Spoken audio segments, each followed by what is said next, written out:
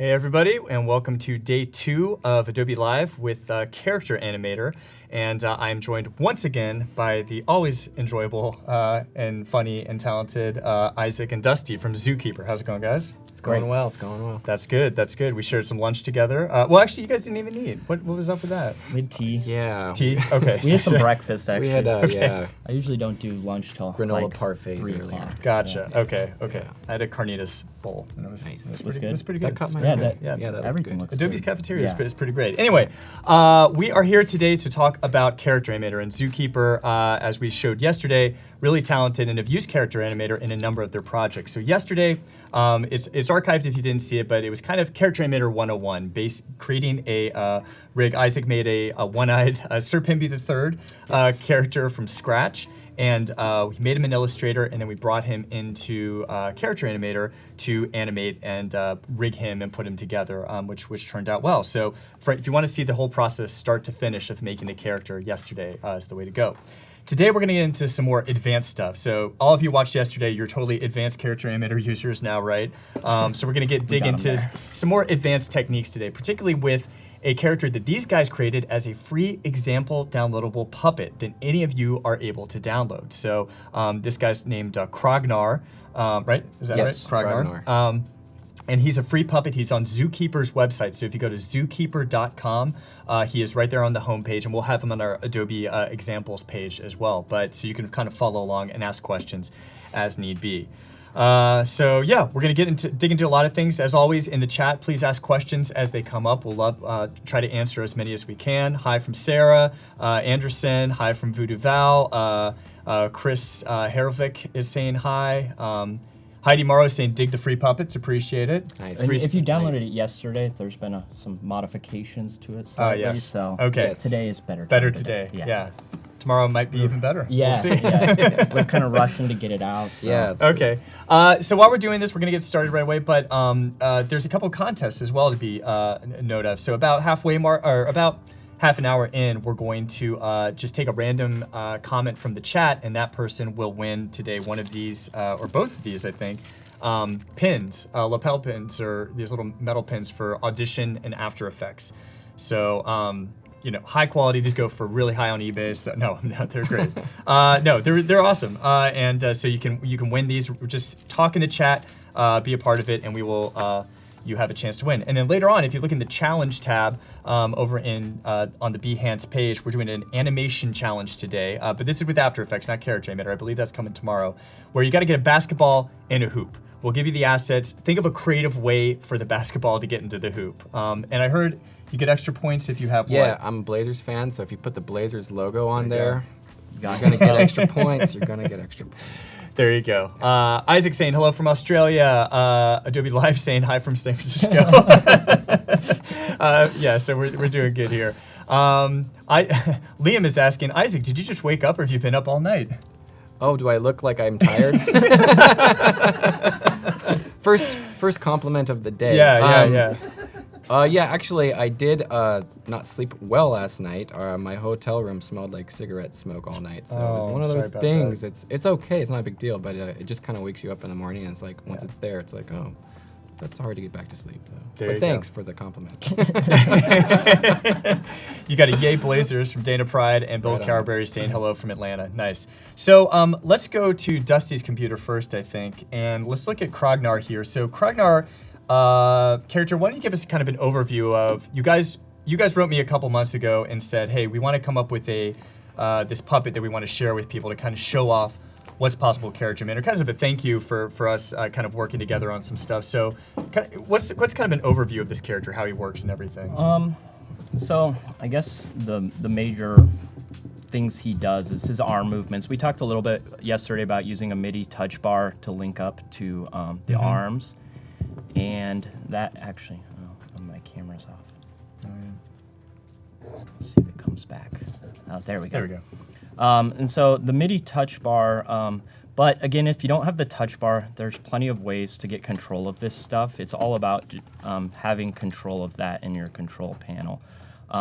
So his arms are both linked up to, his lower arm is linked up to one of these, I guess I can't point to my screen. to one of these, and the other one's the other one. So with these, you can kind of put both fingers on it. You get very good control of his arms. My limit's a little high, but on that bend, and so you can do that with both arms. You can do some movement, but that's one of the big features we added to this. At least we thought that was neat for us to be able to control in that way. Yeah, I mean, I would say when I saw this, this is kind of the first time I've seen someone using the rotation controls for the arms, and it's a really smart idea to just give you that additional control, because you have both the whole arm, right, but then also the forearm as controls, and so you're actually sliding two things to kind of get these different movements that would otherwise be pretty difficult to do with a standard rig. Yeah, and as Isaac says, the pins are cool. The puppet or the actual using draggers are cool for it, but a lot of times our arms have some dimension, like this has biceps and stuff, and when you start stretching them with pins or get them out of range, it looks strange. So, and also we tend to do stuff that's really quick when we're making things, so our movements aren't huge. We're not making someone wave their hands over their head, then start clapping, and then usually they're a second or two, and so it might just be as simple as like raising the hand and giving a wave. So that's one thing we have here. We gave them other options to kind of make them have different appearances. We didn't really do like angry faces or anything, but we added top and bottom eyelids, which can give them a very different look based on what you have on. And so, oh, sorry, I didn't mean to press that one. Surprise. Still cool. So these eyelids are a good way of giving it different looks without having to do too much. I talked yesterday about how to get them the strength in control, because if the strength on the eyelids is high and we put our top ones on, you can see they go outside the eye. So I talked about just doing this thing where I kind of blink my eyes like as low as I can, and then kind of just keep adjusting until they're in range. And so it might not be a lot of movement from this, but we might do a close-up shot or something where that little subtle eyelid movement is really nice. And I would say, subtlety, I think, is the key for this character. I think he's got so much going on. You've got the subtle head turns, which we're going to dig into in a little bit. You've got the breathing happening. You've got just... this character immediately feels like it has a lot of life. A lot of times we'll see kind of characters people make that might feel a little flatter, or, you really have to add these different elements to it. But this guy has a lot going on, and I think he's a really compelling character because of that. So it feels like the more you add to him, the more lifelike he becomes, and the more stuff he's added. He's definitely our most advanced rig so far. The most thought went into him, and he took a long time too. So let's actually dig in. Let's dig into your computer if we could, to kind of see. Let's talk about the process of how you created this guy. Kind of, you're again using Illustrator, and as we said yesterday, you can use Illustrator or Photoshop to create puppets to bring them into Character Animator. But what was kind of your process with this guy?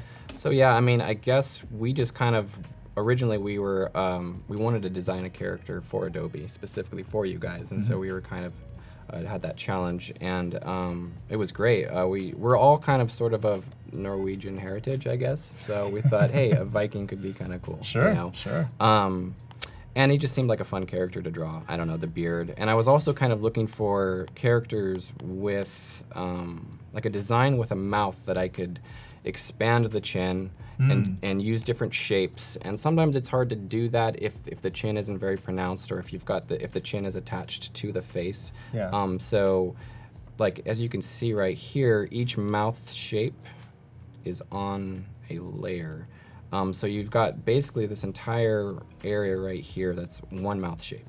And so every time he, let's see here, every time he talks, it's changing this entire area. And so that can kind of give him a little bit more expression, just adds another dimension to the complexity of the illustration and to the animation. So yeah, that's great. And we were talking about this a little yesterday. Just because it's called mouth and you're tagging these mouths as I, U, all that stuff, it doesn't have to be just a mouth shape. In this case, you're doing the whole. You're doing the whole chin and everything. And I've seen other people that associate different parts of the face with that as well. So you're getting a lot of dimensionality with that. We actually, even testing on another character, we actually even created a separate mouth lower down in the layering to give mouth shadows to each of the mouth shapes, and just okay. linked it up with the same exact callouts of the tags of which is which. But Smart, yeah. then we had like a multiply on that layer so that those drop shadows would actually make the teeth fall on the face and things. And so that's it's not in this one, but that's an interesting idea of using the mount tags for a lot of other things. Yeah. And then Yeah. earlier you were telling me also, we were talking about head turns, and you were saying how, Totally, yeah. you know, we So- see, there's a wide range of head turns we see. Some, you know, you'll see the full go from front to quarter to profile, but this guy has head turns, but it's much more subtle, right? It is, yeah.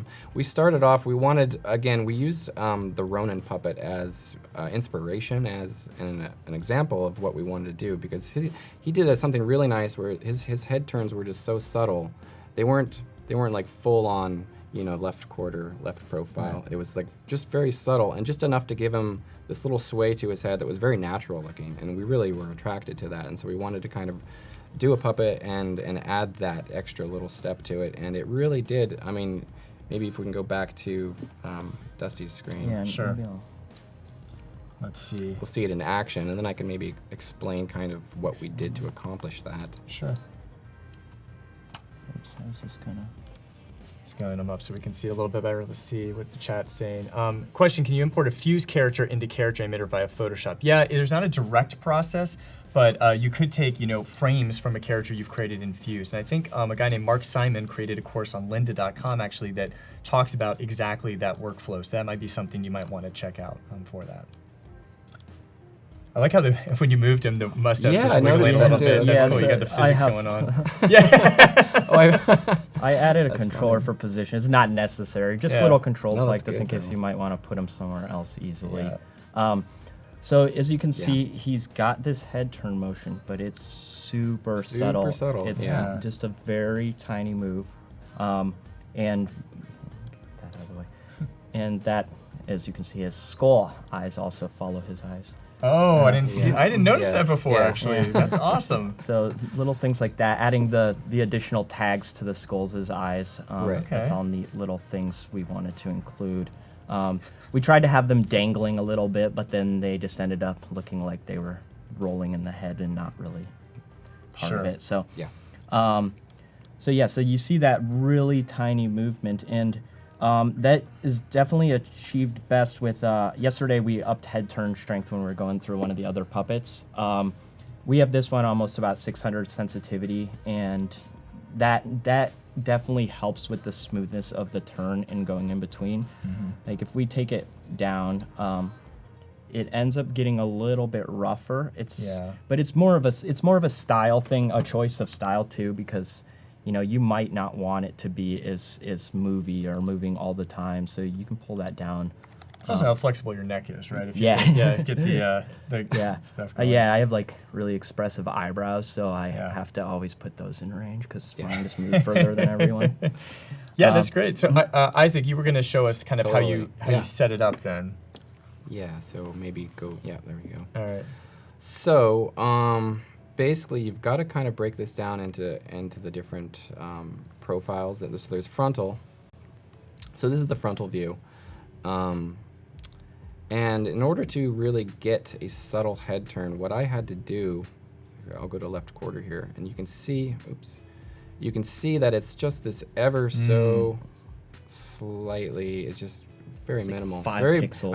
I think I tried 10 pixels actually originally, and it was way too much. It looked Yeah. way too choppy, and Yeah. so we cut it in half to 5, and I was like, that doesn't seem like enough, but it ended up being perfect. So, Yeah. So basically what I did in order to achieve this was I had to copy and paste this head and all the mouth shapes that come along with it, and it was a tedious process, but I had to basically select everything on the face. So I've even, you know, I've got this little gradient here with the freckles, I've got the nose, and then the eyes, the eyebrows, and the mustache, the face, all of the mouth parts, and then as a whole group, I had to shift that 5 pixels over to the left, basically. And that's just for the left quarter.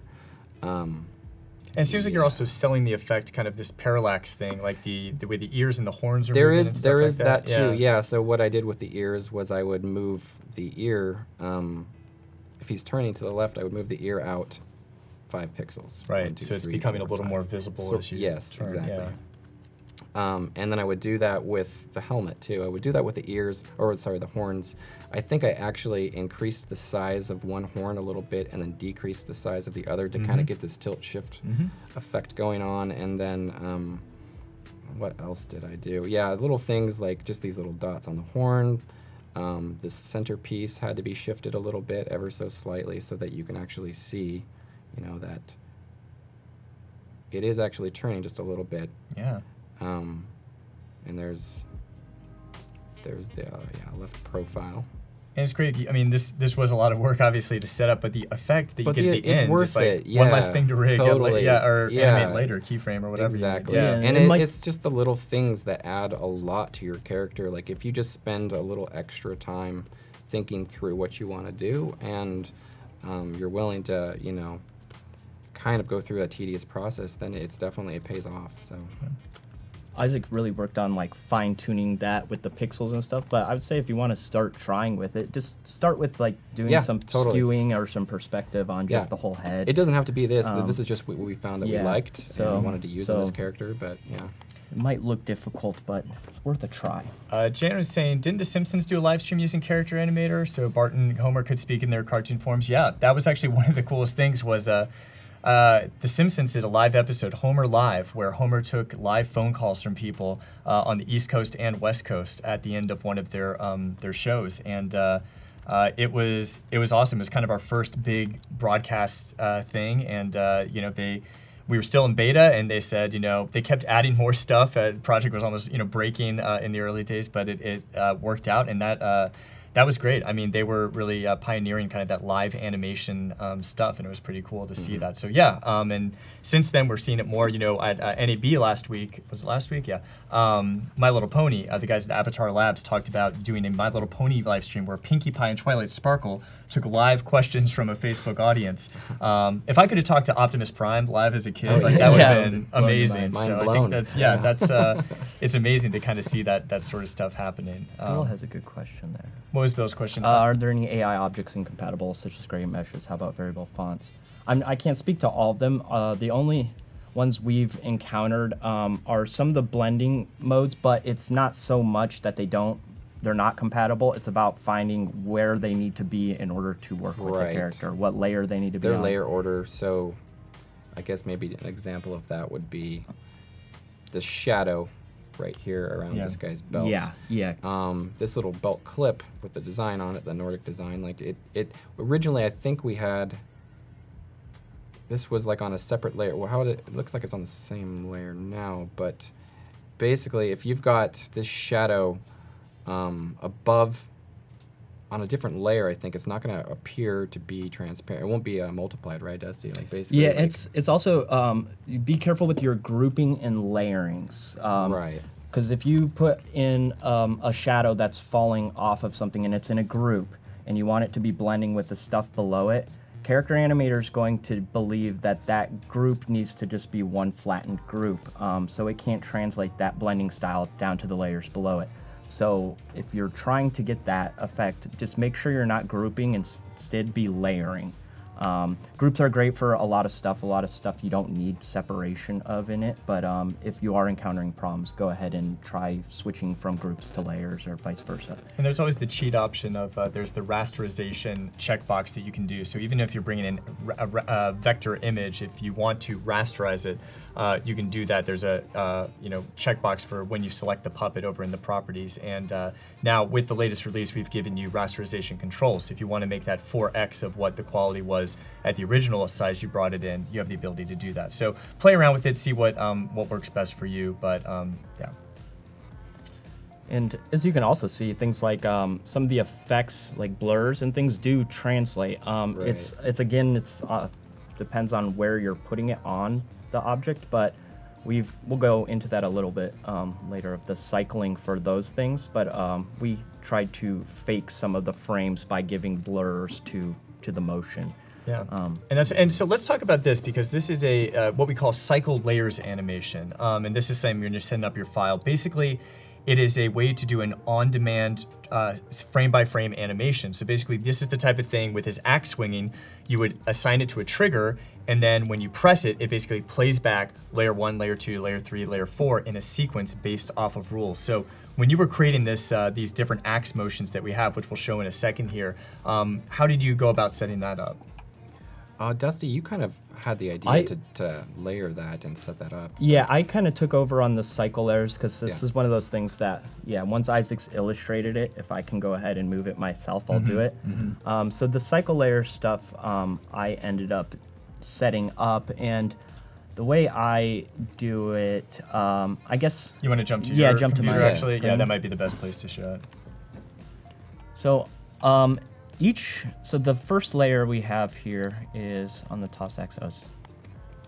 If I turn this one on. Oops. Yeah, eyeball controls can be, there you go. Okay, so our first frame in the cycle layer is just the same as it is, the way he's holding his axe out. And you can kind of go as many or few in betweens as you want. This one has 9, and so our second one is just him bringing it down with a little bit of blur on his arm, the motion down, and then going up and opening his hand is to release the axe.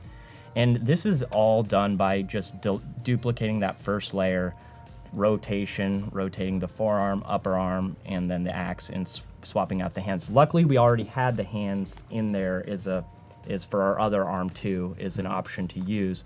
So opening his hand for the throw was pretty simple. And so then each layer after that is just kind of the axe spinning in the air.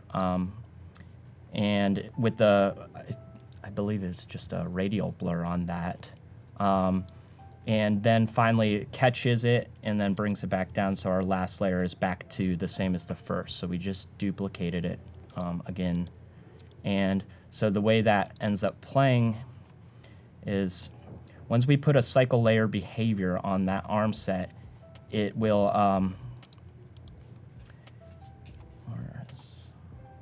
Transform somewhere in there, right? By the way, about 8 minutes left or so until the giveaway. So make sure if you want to be part of the giveaway and win one of these pins, say something in the chat, anything. What do you think of the Viking? What else? Other details should we add to him?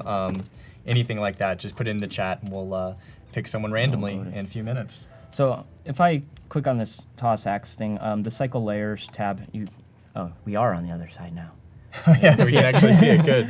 So down here, this is the cycle layers options. You set if you want it to just trigger immediately as soon as it starts, or when you actually press a trigger for it to happen. So we have it when triggered. Layer orders, I always, when I'm duplicating the stuff in Illustrator, it just always seems to be on top of the one I did before. So I do bottom to top. You can do top to bottom, whatever is easiest for you. Then you get the choice of how fast you want it to advance. Just have this one on 2. We have it go once, but you can have it set to go continuously once you trigger it. And you often have to hold on the last layer. You'll end up with a blank move, or when it's trying to go back to the other arm or something. So I usually have that selected. And then on trigger end, you can have it stop immediately wherever it's at, or you can let the cycle finish. In this case, we're kind of needed to let it finish. Otherwise, we might end up stopped on a weird part or back to another weird part. So the way that ends up looking once we run it, let me get him back in position.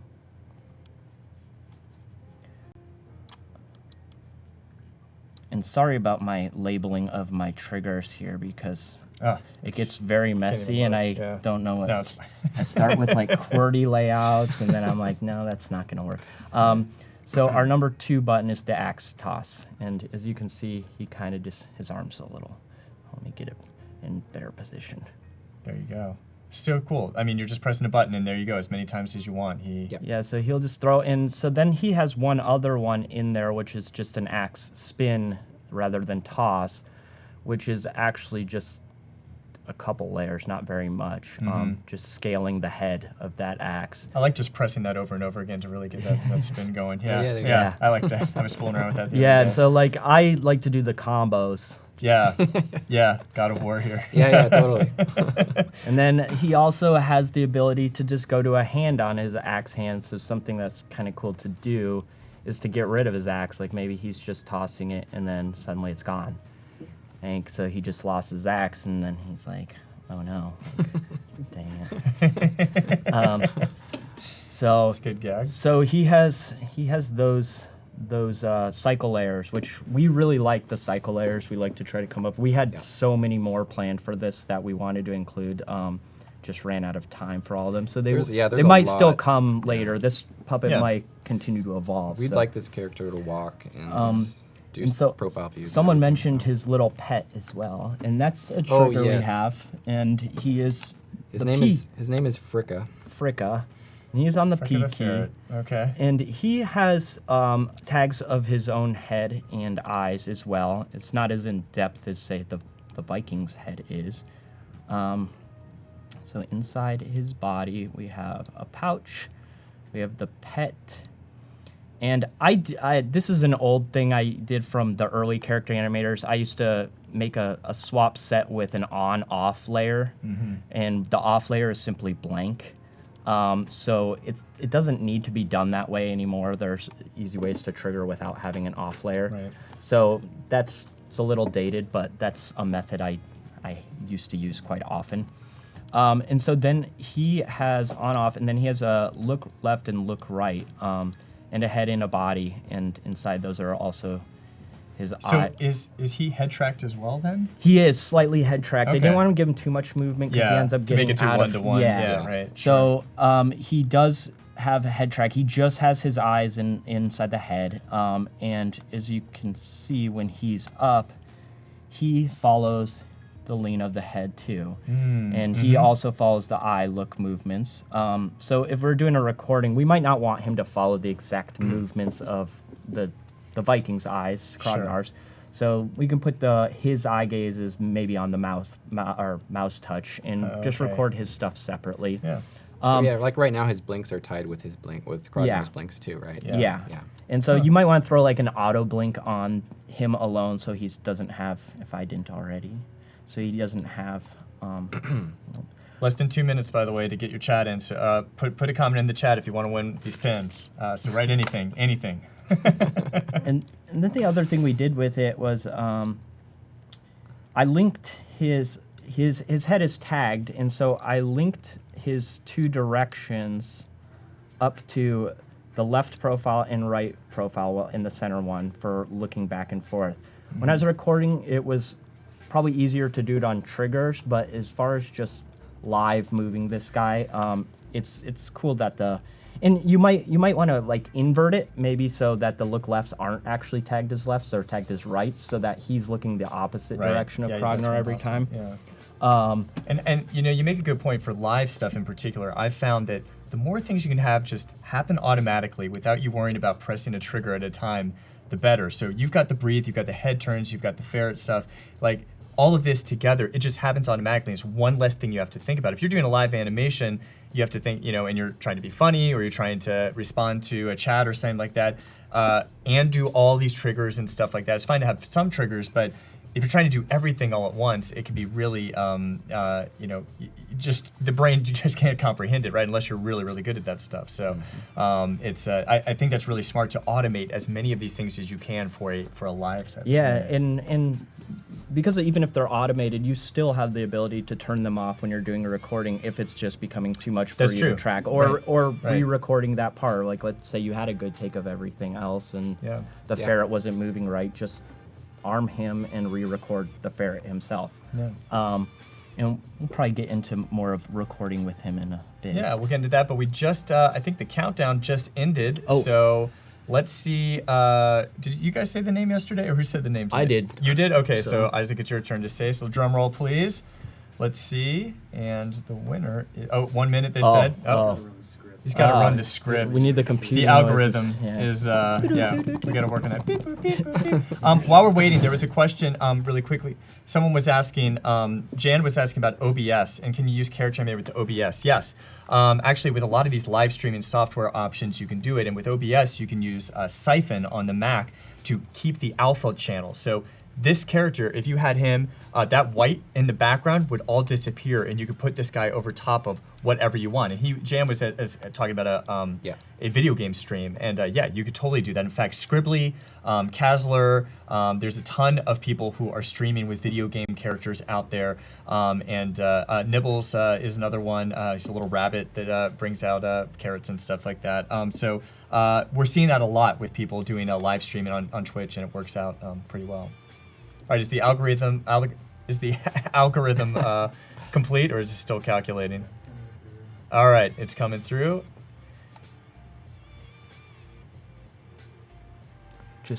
Oh, there we go. Julie Zeiger. Julie, congratulations. You win these pins right here, right here. nice.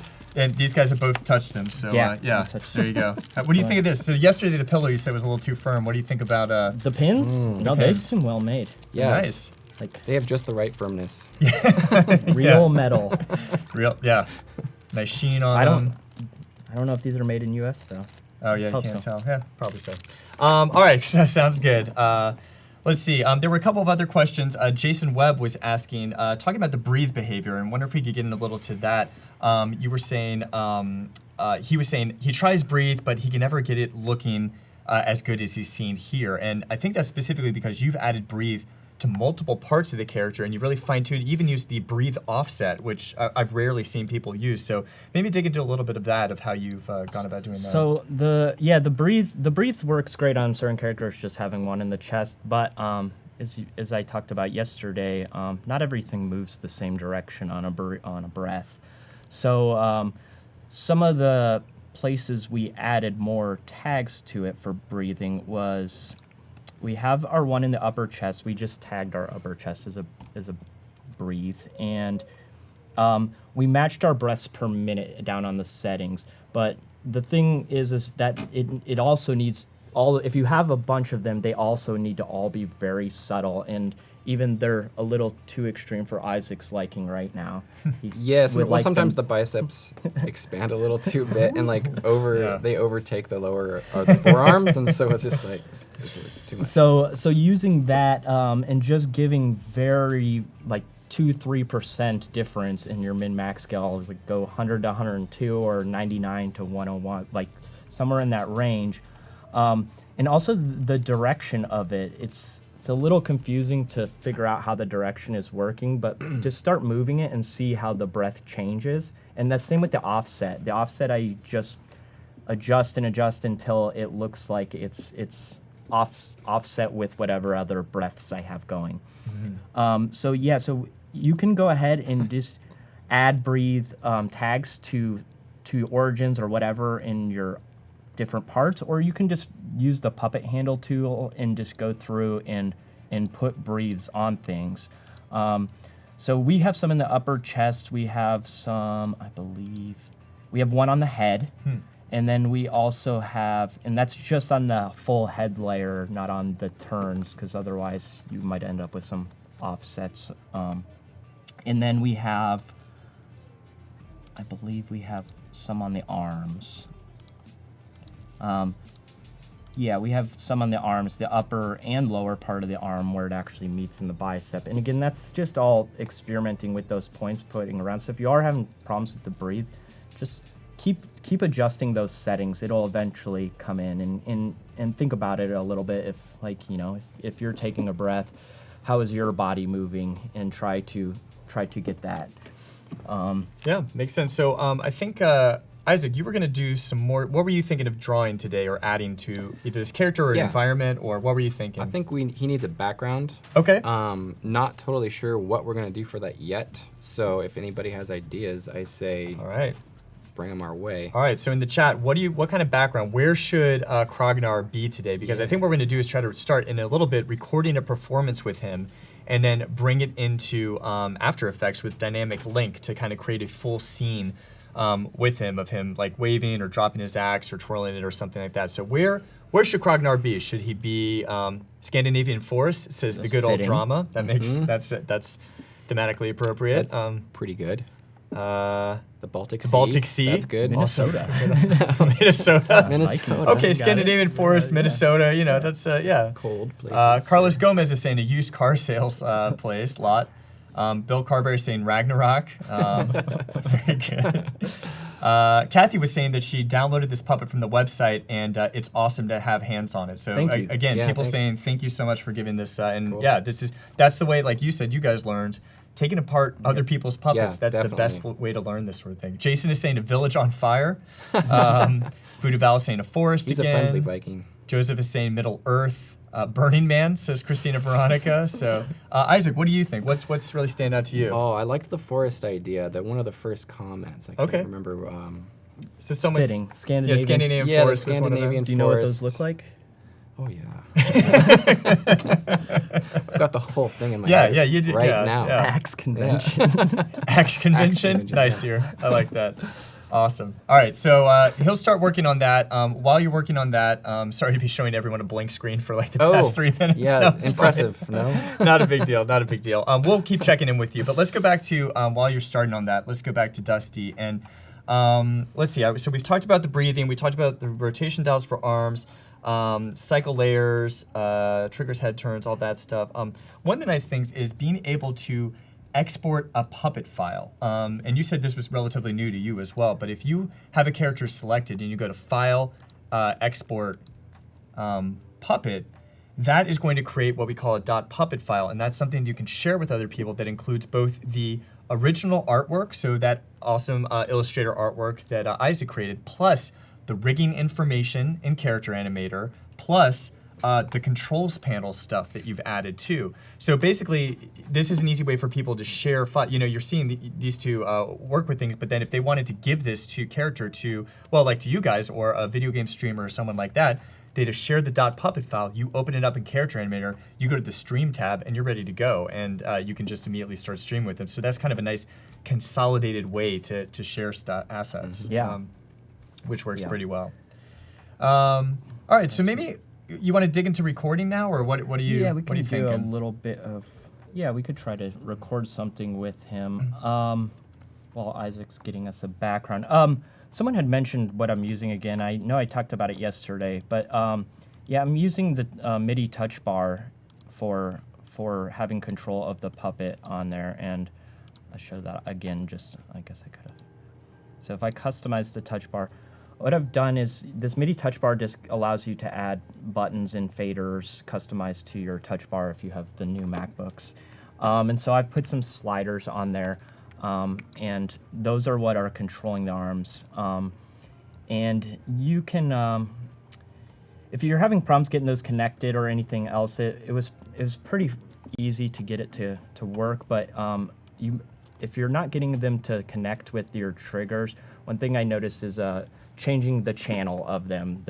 I don't understand MIDIs very well, but there's a channel system, and some of the channels aren't good for this. So just a little information on that. And so that thing you were showing, layout mode, you know, when your controls panel, it's got perform mode and layout mode. And when you go into layout, that's where you can kind of set, like yesterday we were saying, showing the min and max of the slider. And here, when you select one of those dial controls and then touch either a slider here, or if you have like a synth hooked up or some sort of dial, you turn it, it will turn that green color and basically be latched, connected to that thing. So then when you turn your knob or your device or whatever, it will translate to this. So you go through a little setup process, but once you've done it, you've got that responsive character. And we've seen people use video game controllers. We've seen them use all sorts of MIDI devices. There's a lot of different ways to input, and you've even been experimenting with some phone gyroscope, like some crazy stuff here.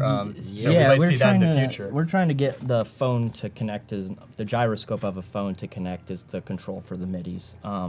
It's in the works. It's soon.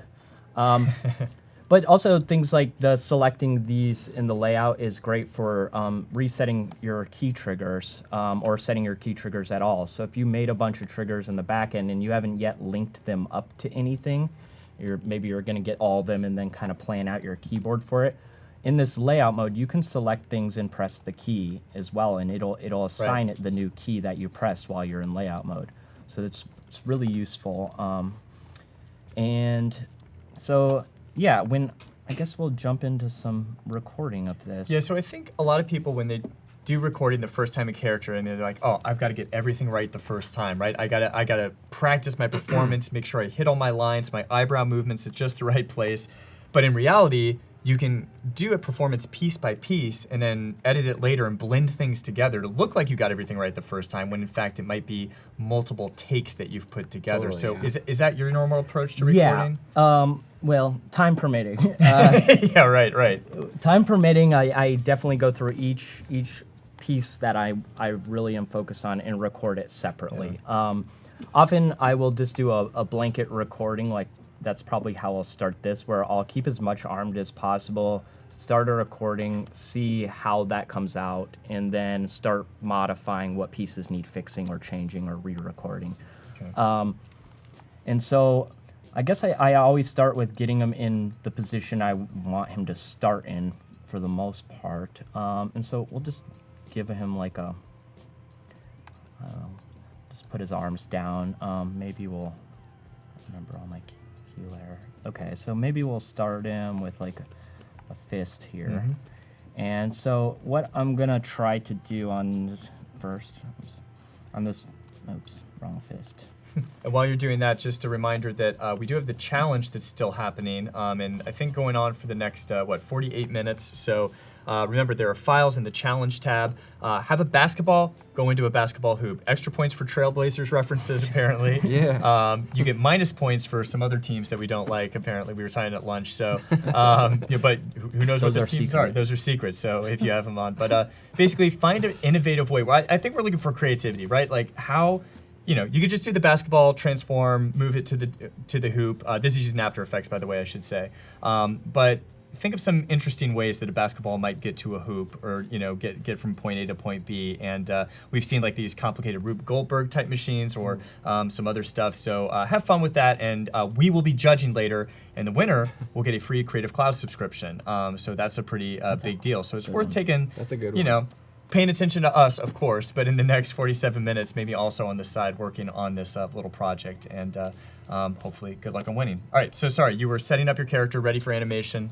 Okay, so I have him in his basic position that I'm going to start in, and I guess what I'm going to try to do is, once I start recording, I'm not going to focus too much on what I'm doing with my face and everything else. I'm going to just try to move the arm up and give a wave. Swap to the hand and give a wave. Okay.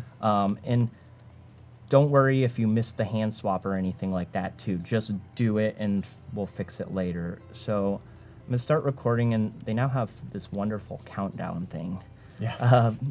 If you don't like it, you can turn it off, but the countdown thing is helpful. Otherwise, you're clicking record and just trying to go right into it. Go jump, yeah. So let me make sure I know my touch bar movements. So what I want to do is do something like that. Once I Probably won't be able to do the hand at the trigger at the same time, right? I might not, but You only have 10 fingers. So. Yeah. So what we'll do is we'll start our recording. It's going to give us our countdown. And so I'm going to forget about doing the other part, and I'm just going to give them a wave, and then I'm going to hit the trigger anyway at the end of it. Smart. And that gives us all of our data from the recording, everything that was armed and ready. But what I did forget to do is, you see there's no arm movement, and that is because I didn't arm the rotations. Ah, yes. That's one thing, and we added these controls in the latest release, but that wasn't there before. But when you add custom controls into your controls panel, you have to arm those individual controls if you want the data to be recorded. Basically, think of the red dots as this is bringing in live data, and as soon as you press the red record button, anything with that red dot on is going to transmit data to your timeline. So if it doesn't have a red dot, it's not going to show up. We could probably do a better job. I wonder who the UI designer on this is, because we should talk to him about making that a little clearer. So let's arm those so that we know they're going to actually record what we're doing. And we won't arm both of them because we're not using both of them at this moment.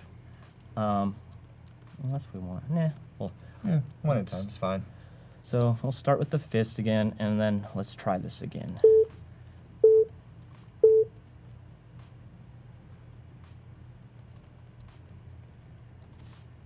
Okay. That was Oscar worthy. I mean, Yes. that moved me. That was a I really felt like nice I was way. performing. Yeah, it was really good. in the zone on that You one. and 893 of your closest friends. No pressure. So now we see that it did record that, and we also see that my hand doesn't open at the right time, and this is all really simple to change and retime up because our fist is on a trigger and now my head's in the way on this side. You see? our fist is on a I'll trigger just- there, I'll just go and down as like soon this. as soon as it ends, our hand opens. Yep. So all we really Oh, need there to we do go. Okay, thanks. is find the middle part, and I believe this was a point you made in one of your videos is trying to do a swap on a move. Right. So yeah. to kind of hide it, and that Yeah. it's good if you end up doing this and have it come up and then Yeah, swap. it's just going to be very apparent that the hand is chunky. It's even like just choppy. doing like that. Yeah, Yeah. it's just so what we'll do is during his upward motion, or even when he's coming over to the top right here, Yeah. we'll go ahead and do the swap, and that way it'll kind of hide what happens there. Yeah, that looks a lot better.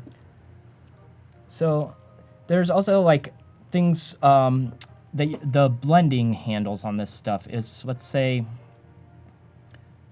that where's his arm movement? So these are the arm movements right here.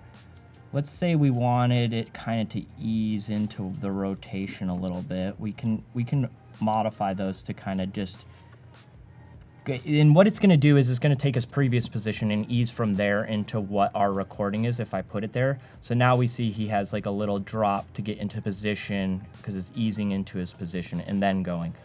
So we probably don't want it for there, but Yeah. it is a good way to, let's say like after this I recorded another one of him like pulling his arm back down, and rather than trying to match up the exact spot where they did that, I can ease them into each other, blend them into each other, and kind of do that.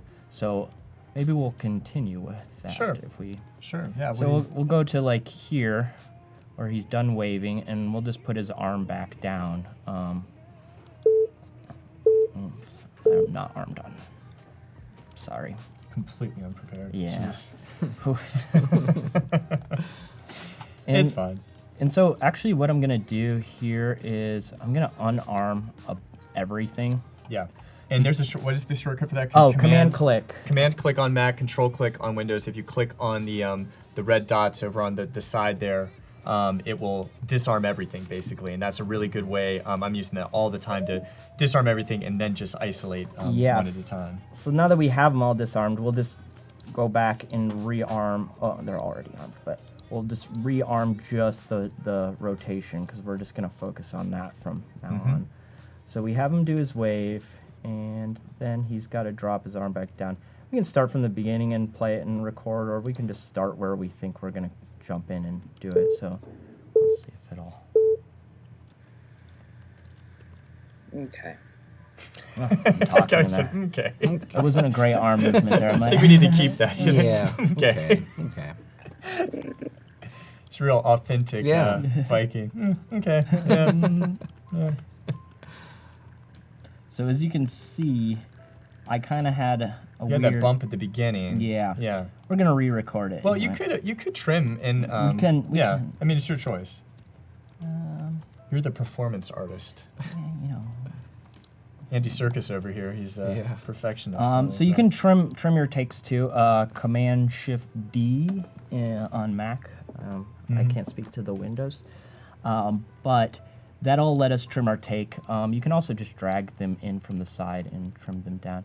So we have this, and then we have a weird bump here. So let's just go ahead and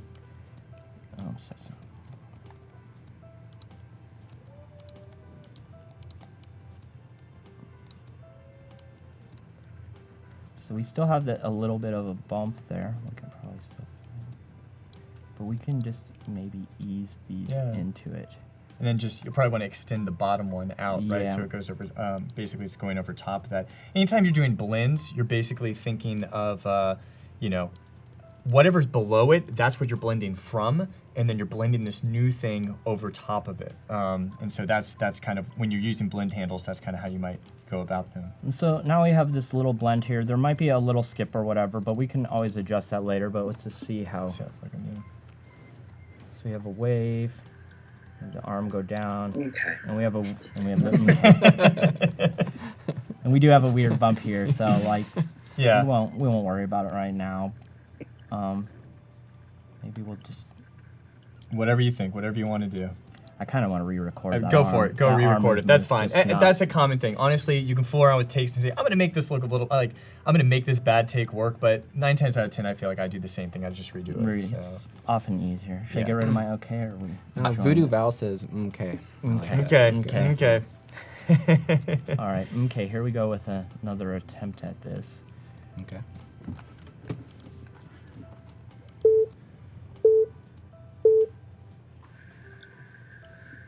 Okay. I'm kind of getting a really big skip in there. You know what? I'm just going to do this. We'll start from the beginning. And put it in a position. And we'll do another okay recording.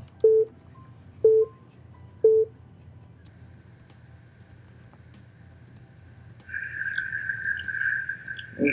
I'm kind of getting.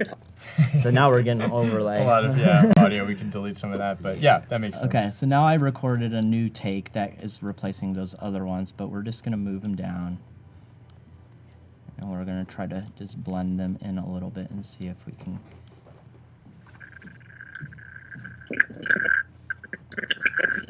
So this happened a little slow.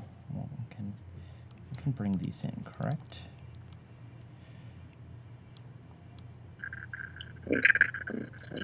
Yeah, it's gonna trim for us. You know, this take is just not doing it for me. It's all right. Not a big deal. Let's just say Yeah. it's fine how it is, whatever. But the basic thing, this is a really common thing, is you do, you're blending multiple performances together. It's a lot of trial and error, blend stuff from one position to the next. Yeah, that'll work.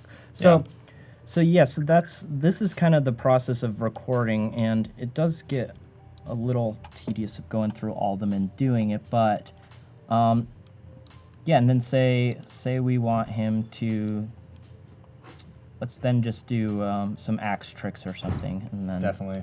More axe tricks, right? So what we're gonna need to do is rearm what we wanna use, and I guess we kind of recorded a head take. I didn't really focus on it. So for the moment, we'll just arm triggers and do just those triggers. We'll disarm the arms. And so we'll try this recording again, and we're just gonna focus on the 1 and 2 key. So we'll just do a little axe play.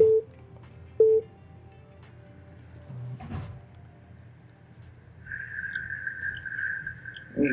I'm kind of getting. And so his axe arm, as you can see, is kind of in a weird position right now anyway. So we might need to arm and move that into position, but Record one of those, yeah.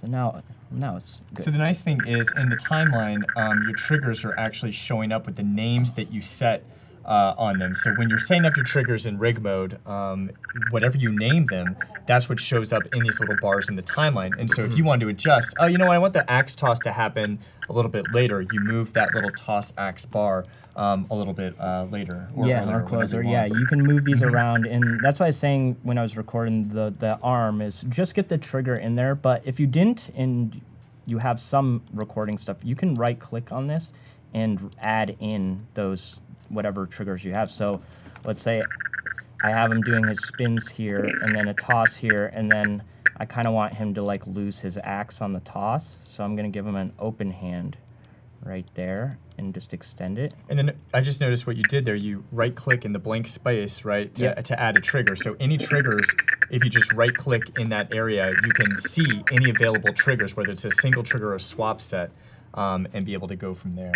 Maybe we should delete those extra audio layers. The MK we got to keep, but everything else is.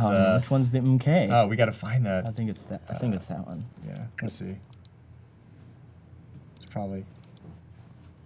That's probably. Okay. Yeah, there we go. Okay, All right, perfect. so- Let's check in with Isaac in the Scandinavian forest. Yeah, it's coming along here. How's it looking on your it's computer? coming Oh, that is along. beautiful.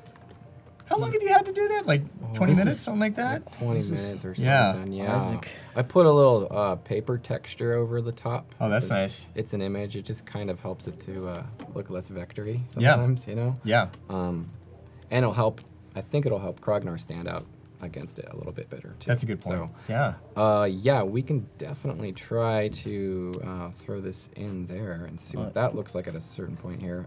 Sure, whenever you're ready, yeah. Yeah. So just some mountains, some I don't want to trees. rush your Scandinavian No, I think I forestry. was mostly done. Okay. So Scandinavian forest. I forget who People said like that. your forest. Yeah, lots of people. Voodoo Val saying, whoa, looking good. Christina Veronica saying nice. Yeah. So, yeah, lots of... And he gave an extended scene, so if we ever did want to move him around, That's Yeah, smart. that's great. That's nice. Yeah. Yeah. Well, yeah, and the trees are on different layers too. So trees, mountains. So I don't know that you might be able Our- to do some sort of parallax type. yeah, movement. our workflow when we throw that into, we go into After After Effects. Effects with that. Yeah, we try to keep that stuff separate because given just a little subtle movement to the different dimensions makes it look like it has some parallax. Yeah. Smart. So Okay. Isaac X is saying, wow. Madison Allen is saying, insane, dude. Liam Barr is saying, what? what? So, yeah. This Thanks, is guys. Like, yeah. Pretty amazing. So it always helps if you have a really talented artist making all your assets. So I always say we rely on the strength of our illustrations. it's- All the it's animation both. comes later. There's an old one. Let's see. Voodoo Val says, here. I just created a whole forest in like 10 minutes. No big deal. Okay. She said, I don't know about a whole forest. There's It's a I don't see scene. any like Yeah, felled logs or Yeah. anything. yeah. Well, Where did this go? 30 minutes. You should see what this guy does. Yeah, It's, 30 minutes. It's amazing. That's 60. We'd get clouds in there probably. Insane. And Yeah, no problem. So, how are you feeling about your recording so far? You ready? Do you want to add any other things, Dusty, to your character? well, animator I mean, recording? there's a lot of little things he can do that I haven't included in here, including just like his. Well, obviously he has his lip syncing stuff. We don't have any talk except for his MK. But we can. Oh, Sorry, that's- Dusty. I just sent you something. Where is that? Little interruption. I heard that. It didn't pop up for me. It's got to be hiding. It's probably behind it Somewhere. somewhere. I could try it again. And so things like maybe his as he's waving, maybe he starts off with his eyelids on, and let's do those arm. Can't tell he's blinking. Let's do just tops. Okay, so now we have them on. Let's try just recording with some on, and we still just have triggers armed because we're just doing like a trigger pass, I guess I call it. And so I'm gonna start with his upper ones on, and then we'll take them off. Might want to hit them at the same time, but But you can do that after the yeah, fact you can with, do it after the fact. So You can see where that little yeah, gap now we is. see like where they were, and let's just even them out where they started and stopped. And this is a constant thing too. Like you were saying, take a pass on this one element. It's like, yeah, you do the triggers and then you line it up. You can even scroll up and see where that waveform is. So if you're trying to line up a particular emotion to a word that the character is saying or something else, you can do that. So if at the MK part, if you want to say MK and close his eyes or do something like that, you have the ability to time it. That's what I often do is like do the movements and the eyes and the arms and stuff like that to a particular thing. Like at this point, I want the character to be really angry and pointing, angry eyebrows, eyes looking this way, and then or other things. So it's you're kind of building up based. I usually base things right off of the audio that's coming out. Now in this case, we're just saying okay, and he's just kind of saying hello, but which works too. But you've got a lot of options there. And so, I mean, there's a lot I would do with this, but like also let's get his little pet involved. 'Cause Absolutely. That's not here. The ferret. And so we could go. He's set as a trigger to actually appear. So we already have triggers armed. So we'll start with just getting him to pop out, and then we'll worry about his movement after that. So we'll record. We're just gonna hit our P key to let him come out. We can stop recording after that. And so now we just have this pet on take. And so now we can kind of decide where we want it to come out. Like maybe he comes out to witness the axe spin or something. Smart. That sounds that seems realistic. Yeah, right? he's like, what's I know going on he's here? doing cool stuff, so I'm gonna come check it out. And so yeah, and then maybe actually tossing the axe like scares him. So he's just gonna take a look and then go back in. It works. But we also have head turns on him that we might want to get going. So Oh yeah, did you record that or not? I don't I didn't. At the beginning. Okay. I don't think so. So this is. Christina Veronica is saying, I always render a lip sync from recording. It works better than live. Yeah, that's normally the way I think we'd all do it. So instead of just using your webcam or onboard mic, a lot of times, I'll use a nice microphone that I have, record it, clean it up in Adobe Audition, which is happening in about an hour. They'll be doing a live stream here as well, a little plug for that. But I'll take out background noise, use a hard limiter on it, something like that to make it as loud and clear as possible. The louder and clearer your signal is, the better the lip sync usually is. Usually if you're not seeing consistent lip sync, it's because the signal, your volume is too quiet or it's not showing up. So I'll do all those little things. Then you can bring it into Character Animator, go to Timeline, Compute Lip Sync from Scene Audio. It'll analyze that audio file and do all the lip sync from it. And so if you've got voice talent or friends who you want to do, just have them send their audio files to you as voices. That's what I actually did. I'm working on a project and I got my coworkers to do robot voices basically and send them to me. And then I just used the Compute Lip Sync from Scene Audio and it worked really well. So. I don't know why you needed your friends for robot noises. No, thanks. I appreciate it. So now we have this thing come out, and we'll just record him maybe just looking away and looking back. All right. So I have that armed now, the head turner pet. So he's out. I can't really see him. I didn't see it go. Yeah, what was Yeah, I happening didn't see there? it move at all. Oh, that was on the pet? You have the head turner on the pet. Oh, Yeah. and it still wasn't working. Huh. He wasn't showing, but it still recorded what I did. He just Right. didn't make an appearance. So we'll go ahead and leave that in there anyway. Key to let. So he's out. I can't really. He doesn't actually turn in that sequence. Let's try moving him. So we did, this is, we did have a recording of him the first time. Deciphering the timeline. This is if you've used Character Animator before, sometimes this can. Okay, I'll just leave him with that one. Yeah, that looks good. So he's out. I can't really see him. And just me talking again. You're gonna end up recording your takes a lot, or deleting your takes a lot when you're. If you just turn the microphone icon off, actually under the webcam, that'll stop any. Hopefully stop. I think there's a bug where it sometimes still comes up, but yeah, there's a way to do that. Don't need any more Ks.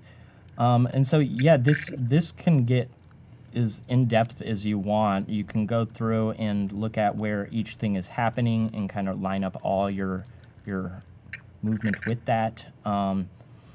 And what else do we have on him that would be a good addition? Do you have any questions? Yeah, I'm seeing a few people here. Get Mads, Madison Allen, who has an awesome YouTube channel, Get Mads. We featured him, I think, a couple months ago in our tips video. Is saying that's his process for his videos. He does the audio, does the compute lip sync from Scene Audio.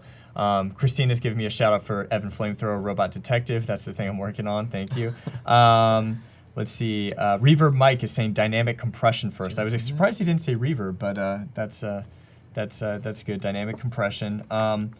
Let's see. We're just saying that's people are excited about the workflow and kind of what we're showing here. So, are you happy with the recording? And do you want to start bringing it into After Effects, or do you want to do anything else with it before we do that? I mean, I'm not pleased with the recording. I mean, I can't get this file from I could just Isaac. maybe email it to you or something like that. That might work.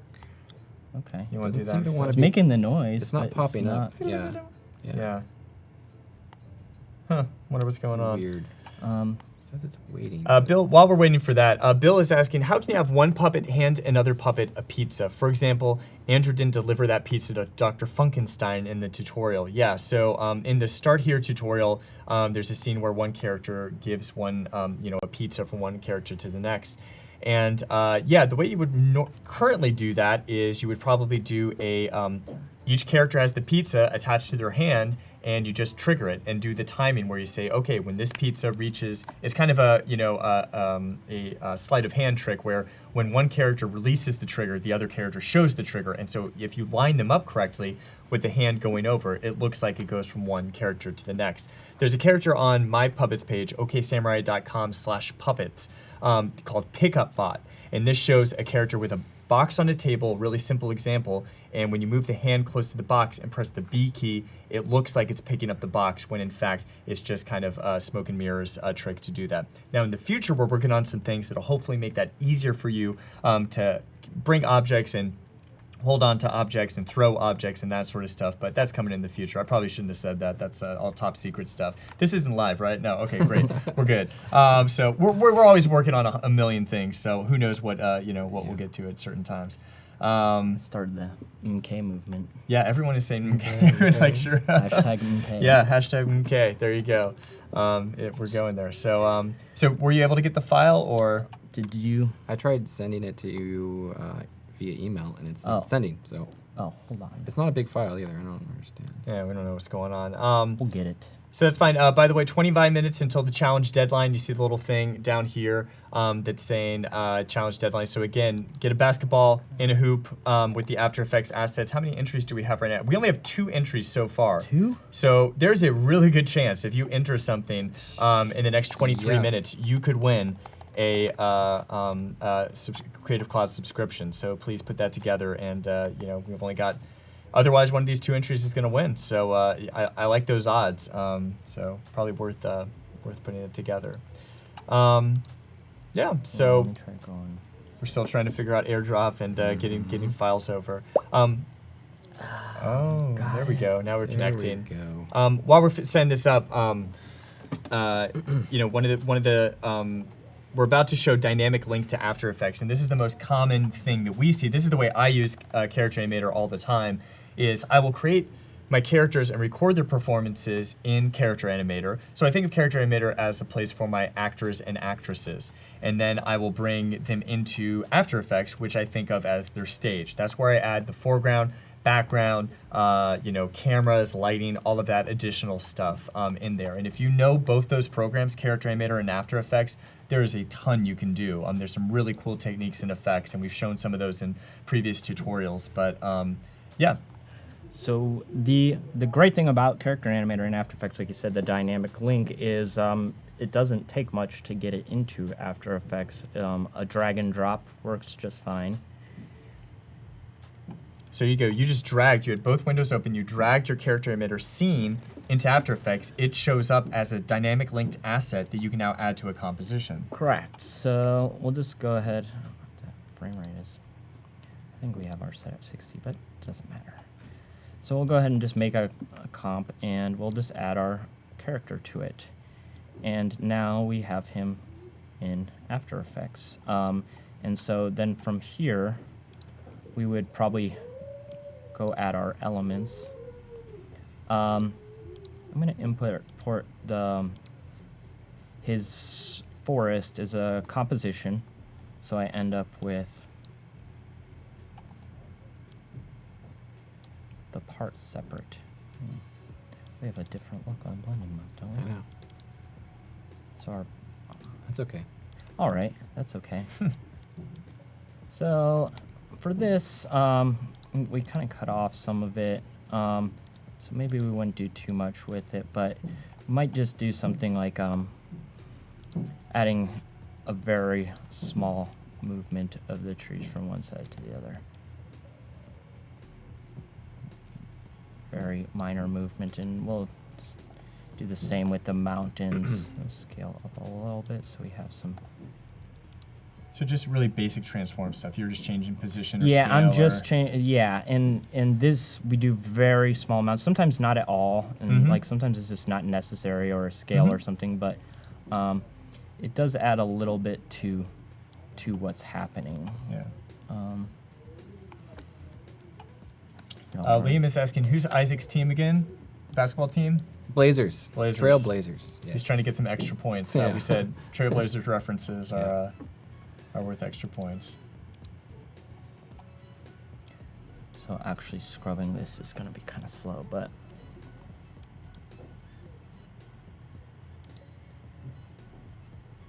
So with After Effects, you've always got the render, Yeah. process as it's Yeah. trying to get through the frames. But And so this would basically be it. And if we can move the character in Character Animator, obviously we included the position X bar, but if we wanted him, we'd probably have that part done in After Effects also. So maybe we just wanted him to pop quick into scene right before. So we'll just do a really quick one. I'm going to turn on motion blur, even though this is not going to help with render times. So that was not a great movement, but we'll have him. he's sliding. It's icy. He's Yeah. like, Oh, yeah, he's I mean, ice it's skating a in. Scandinavian forest. It's that's going to happen. So then he does his little wave thing. Again, we're not seeing this at real time, as you can probably tell.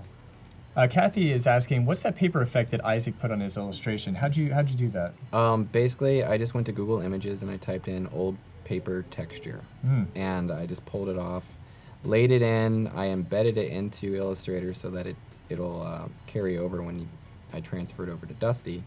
And I gave it a multiplied blending mode, so you just kind of put that over the top of all of your artwork, and it just kind of creates this nice, almost... Can you show just where you set that? We've got your screen up now. Yeah, definitely. So here's the, in my layers, I've got my paper layer, which I just dropped in here from Google Images, and got your trees and your mountains. So yeah, so basically if you were to get rid of these, it would just be this texture right here.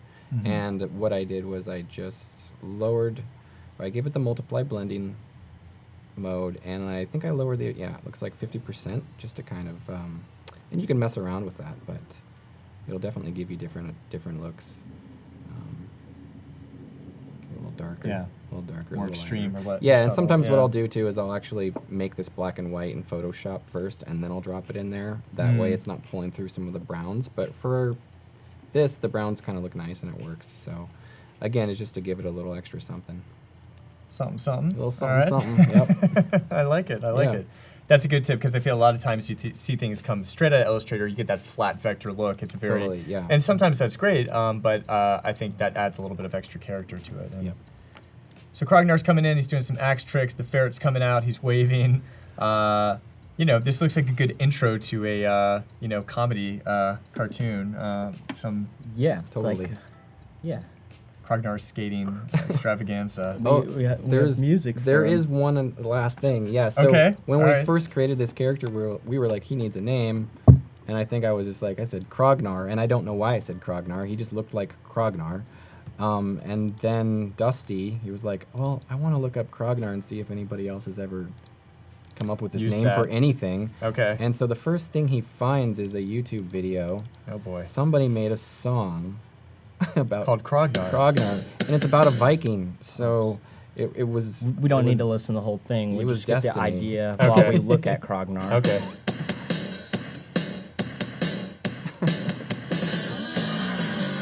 Yeah. It's metal, he's heavy metal. So we got the idea. Yeah, I think we did. I think we did. yeah. But that's these complement each other so well. Yeah. This is the thing I feel like with when you bring in character animator, you bring in illustration, you bring in music, you bring in voice acting. You bring in all these elements together, and it creates and it creates a great world and scene and environment. And these are all things that it's you can manipulate to create a particular mood. So Krognar right now, he's got your voice saying "okay," but you could bring in a really gruff voice and "Hey, I'm Krognar. How's it going?" That's my wizard voice again. Apparently Strongbad is the only extra voice I can do. But you bring that in. You bring in some music. You bring in a Scandinavian forest, beautifully illustrated with a paper texture background, and it all comes together to create a really nice mood and feeling and environment. And that's something I'm always constantly playing around with is merging all these elements together and trying to think of what are the best things. Like for the Robot Detective video, I've got this really mysterious music in the background that's pretty subtle, but it's got some chiptune type stuff to kind of have a robotic feel to it. So I think that's something to play around with as you're composing things with Character Animator, with After Effects. Find the right voice actors, find the right. I'm not saying that this voice acting is amazing. I mean, it was really nice. I mean, off the fly, you were able to do that. That's That's really nice work. But yeah, just play around with that stuff, and it's fun to play around with that stuff and find the right mood for your piece. Let's see, Jupe Luton is saying, any advice on the following? I use Adobe Character Animator for a series of local TV station. I combined character animation with video. How can I blend the colors of the character with the video colors? So if you're doing it for, if it's not live, if you're doing recorded pieces, there's a lot of tools in After Effects that allow you to do kind of color correction. So a lot of times I will just do the RGB values and match the RGB values of one to the next, and you can kind of dig in there. You can actually look at it by channel basis and say, hey, I'm just looking at the reds, and then match the reds. Now I'm just looking at the greens. Now I'm just looking at the blues. There's countless YouTube tutorials on color correction in After Effects, but that's the way I would personally do it, is match, pick one or pick a source and then match the colors based off of that is how I'd go about it. You need a special app to get MIDI triggers to work with an iPad. Yes, I believe so. There are tons of different MIDI controller apps out there. Some are better than others, and I've noticed with the MIDI controls and at least when you're doing a Bluetooth connection or something to it, there is a slight delay, or it's not a perfect pickup, which is fine for some things. So yeah, there is a special app to get the MIDI triggers to work. But again, I'm just using this touch bar one and rerouting my sound back through itself. So. And with any of these things, it's like, what is the most comfortable to you, right? You might try out a bunch of different styles or input techniques. Maybe the keyboard is fine. We've seen people use X keys. That's something you can plug in via just like kind of an external keyboard, and then they'll put little pictures on it of here's the eyebrows, here's the this and that. With the controls panel, it's a lot easier to add those visual images to things, to your kind of control setup, but that's another way to do it. MIDI is another way. Video game controllers, as I was saying. So there's a lot of different ways to input, and it's whatever you feel most comfortable with, recording or live or anything like that. Let's see. Bill is saying, I found free text-to-speech websites for computer and other voices. Yeah, so if you're trying to do voice acting or disguise your voice, that's always a nice little trick. Sometimes I'll do like a pitch shift in Audition to just make it a little higher or lower, and even just a small amount. Synths is the word they use for the pitch shifting. Even just like -50 or +100, that can have a dramatic effect. And just change it enough, they're like, did they get another voice actor to do that? When in fact, it's just you making funny voices. And that sort of stuff. So I was going to say the great thing about this dynamic link is, you see I have it in here, and I obviously wasn't completed with a great recording, but like we have this little skip near the end, and while his arm's still coming down, and that's because my head recording or body recording ended while the rest of my recording went past. And you can see that yeah, here. That's where it ends. And so there's a few options. 6 seconds in. Yeah. You can either re-record that whole movement, which I probably would do just because I didn't do much focus on it, or you can blend it out as well. You can just try to make it fall off and not be a rough finish. Yeah, see how it's easing back in, and that's a pretty common thing. If you want it to appear. Don't have it just fall off a cliff, as we're seeing with just a sharp edge. You always kind of want to blend those things in and out, and that'll lead to the smoothest performance. So this is for face and lip sync. What you're doing here. Or wait, is it face? I just did face and eye gaze. I didn't face and eye gaze. Excuse me. I didn't know if the eyes were moving, but I figured if I did record them or move them at some point, I'd probably blend them if I was having a fall off. And then also the thing with the dynamic link is, I was saying it updates my After Effects one, so I'm actually just gonna add in I'm gonna make him be like, oops, when he loses his axe. Okay. So we'll just do like a, ooh. Are you gonna record the voice for that as well? Nah. No, I'm good with the in case. Okay.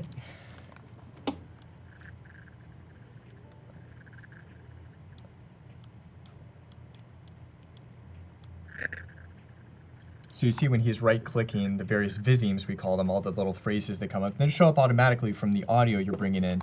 But when you right-click them, you can adjust them to whatever you want. So if you want it to be an F shape or an S shape or whatever, you just right-click, select the right mouse shape, and that's what happens. So it's great that it automatically happens, and a lot of the times those are right. But if you want to get in there and fine-tune those details, you do have the ability to do that as well, which is nice to see. So now that we have that in, and we just go back to Our our scene. After Effects scene, Let's see how it's all looking. it will hopefully update itself. Yeah, as we wait for it to render. It's thinking about it. There we go. Coming in with the motion blur. Beautiful Scandinavian forest. I would have liked to take some time on that end, do a little bounce or something. Sure, sure. That's fine. And we're seeing him come through. Now, of course, that hand is going to look a lot better in full Yeah, motion. I'm often trying to show things to Dave over there on After Effects while it's still doing its render thing, and he'll be like, "It's moving too slow." Yeah, right. Yeah, no kidding, yeah. You didn't want 1 frame per second, really? Yeah. Oh, okay, interesting. Yeah, that makes sense. And so we have. Are you making additions, Isaac? I was thinking about it, but we shall see. So Isaac is thinking about adding more ferret antics, it looks like. He's What's- wanted to do a lot with that ferret that he wanted- didn't get in yeah. there. So he's been talking about making it run around his feet. Sure. So Those eyes. I don't know if that's what he's going to attempt to do. I was thinking about it, but we'll see. It's a great looking ferret. Yes. Yeah, it's Dave not named bad. him Fricka. Fricka Where did that come from, Dave? Norwegian name. Oh, Norwegian. nice. All Right, right. like you just went to Norwegian baby names or something, or you just know some frickas.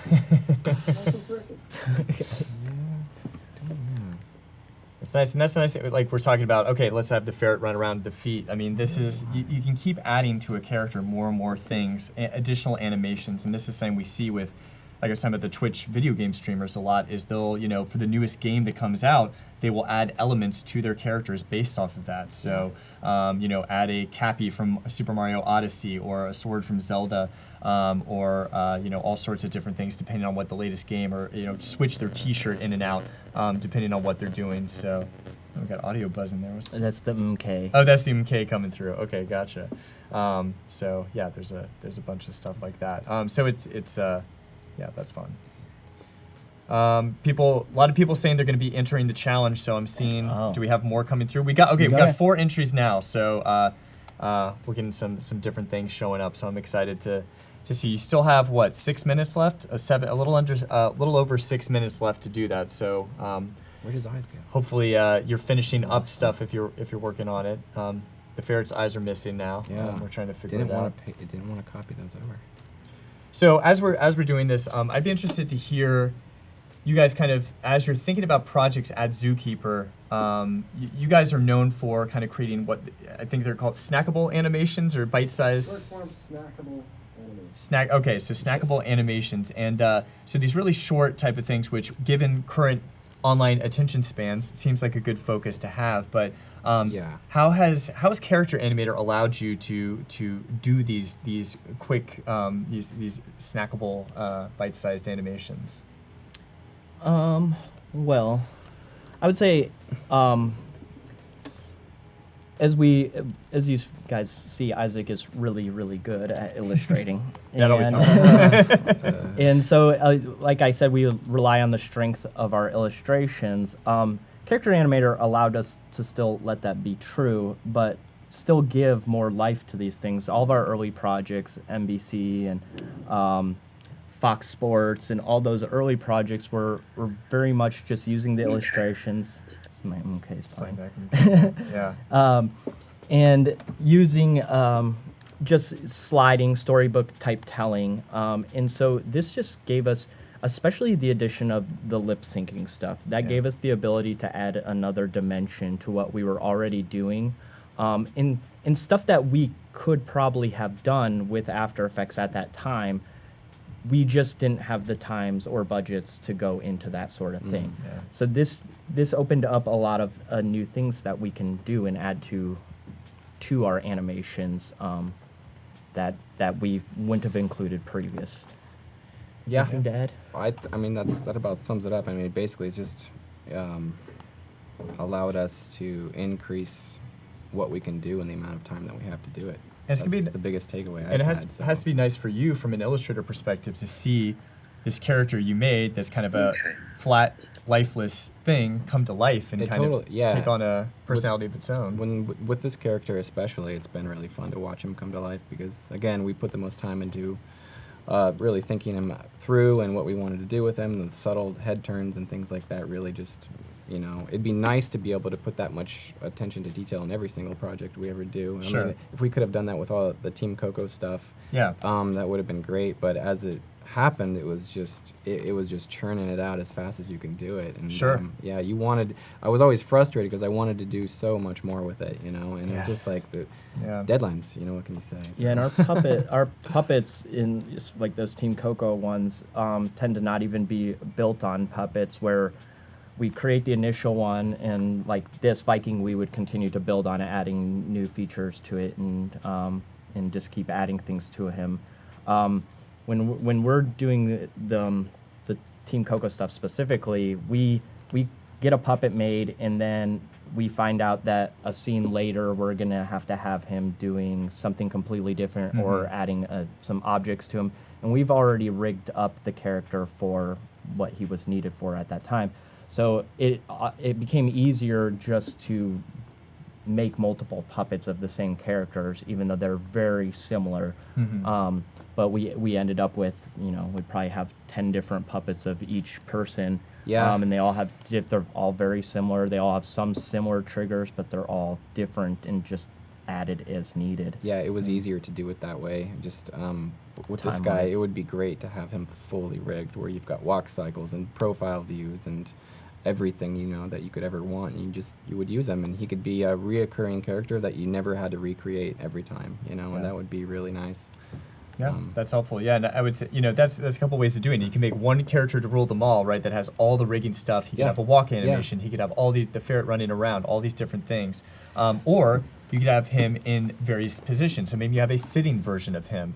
Maybe you have, the walking version. You have these different puppets that you're using for depending on whatever scene you're using. So it's really up to you. How you could. There's performance considerations. Obviously, the more you add into one puppet, the bigger and bulkier it's going to get, and that might run into some rendering time issues. But yeah. Yeah, we've had some just with the Viking and things when my system gets bogged down. You can see here it'll tell you your FPS. Right. And it will when they get heavy, it will start dropping a little bit. It doesn't affect the recordings of it. It's just how you're viewing it back at that time. So. If you're noticing some slow movement on it, check your FPS there. Make sure that you are getting what you want. If you're not, don't worry about it too much. It might be harder to get the performance you like, but you'd have to probably go over to After Effects, evaluate what you've recorded, and see if you have the take to the speed you would like. That makes sense. Bill Carberry is asking, can you talk about vector rendering options and performance on Macs versus PC, please? I know cycles animations kick my MacBook Pro into overdrive. So here, if you go back to Character Animator and I'll show you what I was talking about earlier with, I think in rig mode. If you just select the puppet, over here, Krognar. You'll see up at the top in the upper right corner here, you've got some different options. So currently render as vector is not checked actually. It's just, so if you click that, let's see what happens. It's very flat. Yeah, it's gonna lose the gradients, a few other things. Yeah, you see what's happening there. Which so is still kind of a cool like Disney cartoon. yeah, you kind style, of get, you could potentially add some stuff to that later, but let's uncheck that again. And when you do that, what you get are these options here. Resolution that shows up directly underneath. So if you set that to draft, actually, I think like 50%, he's going to look a lot more low res. And it's taken a while because this guy's a really complicated, intense puppet. For a simpler puppet to happen like that. But this allows you a setting that if you're just recording stuff, maybe just record and play around with it in draft mode first, do your recording so it's really fast and works really well. And then when you're done, when you're about to send it to After Effects or render out a video, change that back up. You can actually have it go all the way up to 400% to make it really crisp and have a really nice fidelity to it. So I would say there's little tricks like that too. You can turn any of these behaviors here, you can turn the eyeball off, and that's going to take them away for the time being. So if you're feeling like particularly physics can really bog things down a lot, so just turn the eyeball off of it and that will take it out for the time being. And then when you're ready again to dynamic link or record, bring that eyeball back in and it should bring it back. So there's little performance tricks like that that you can use to even get a couple of frames back in your frame rate, and that sort of stuff can help a lot. Yeah, that percentage thing definitely helps a lot with what we do too, because we would create a character and we try to oversize everything we're creating for doing a close-up on a face, especially with the Snapchat stuff. They like to punch. They like to punch into like a person's nose, like all the way in. Yeah. So some of those we didn't want to always have to redraw, and so being able to work with the more resolution helps. We can just scale it up and still get the same face movements without having to create a new puppet that's face or head only. Yeah. Makes sense. The deadline, by the way, it just finished up, so it looks like we got at least 5 entries in, which is good. If you missed the deadline, that's okay. I saw Christina was running some technical issues. Hopefully she'll get those fixed in the next time, because they'll be doing this again for the next when Duran and Mark come on. They'll be able to they'll be judging. So I don't know if they like the Trailblazers or not. So we'll see what we'll see what works for them. But we'll get to that in about 4 minutes or so. We'll start judging those sorts of things. So I'm looking forward to seeing those. But yeah, so I'm noticing really quick, you see this checkered background here of your character. Basically, there's this little icon down here that changes the background color of what's behind. And if you're bringing it into After Effects, that color doesn't really matter. This is just for your own, kind of looking. It's the same as seeing this. Yeah, This doesn't exactly. matter. This is just, he's doing the show mesh toggle here. This is just kind of an x-ray view of your character to kind of show behind the scenes how things are being made. So when you see the triangles, it's showing the mesh. When you see this, you see up top, like his, it looks like his helmet and a few other things are showing as just a regular box with just small triangles. Sorry, as I knocked at the mic stand. I'm sure that sounded great. That just means it's not set to contour. It's set to either rectangle or auto. And so if you go into maybe his helmet, I'll show you what I mean there in rig mode. Yeah, so just double clicking on him goes to rig mode. And if we just select like maybe somewhere in his head, his helmet, you can see the mesh shape here is set to auto. And so if you set that to, well, actually it looks like it might be automatically contour. So it's possible with the different head positions, one of those was set to rectangle. But sometimes you might want rectangle, actually. You don't want a contour mesh, depending on what you're trying to do. Basically, it's how detailed is that mesh? Is it by the contour of the artwork itself, or should it just be a rectangle around the edges of the artwork that you're doing there? So there may be different things. Usually auto, most of the time that'll work and you don't have to deal with that, but sometimes changing it to contour or rectangle will help you get specific results you're looking for. So. Yeah. Did you get anything with that ferret or no? No, I didn't. No. I was having some issues with pasting him, so. So let me think. What else can we throw in here? So we actually have 6 entries we're going to be going through in 2 Nice. minutes. So yeah, I'm excited. We were talking about like the dangle on the pouch and stuff like that. Yeah, you have had it. We talk about these animations you don't have to think about. Yeah, I saw it with the mustache. I'm seeing it with the pouch. Yeah. Dangle physics animations. That those are really can cool. add Yeah, some stuff to we'll it. try putting just a Yeah, try dangle adding on that. the Let's see what pouch. happens. It's a bouncy ferret, dangly ferret. Oh, it does give it a little Does bit. it A little bit of a movement. Yeah, we might have to give it some physics control. Yeah, I think so. And the little drawstrings too could sway. Now, does this guy have an overall physics, master physics thing associated with him? Yes. So I think that was towards the top. So if you bring the stiffness down, let's just see what happens for we're comedic gonna- effect. We're gonna lose the mustache. Yeah. There we go.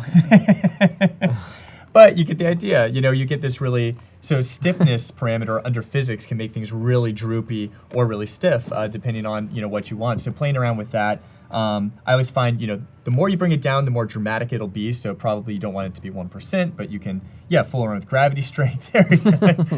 I've never seen a mustache at 683% gravity, but there you go. That's fun stuff. It's now like a Fu Manchu, but Yeah, exactly. So you can kind of play around with that stuff.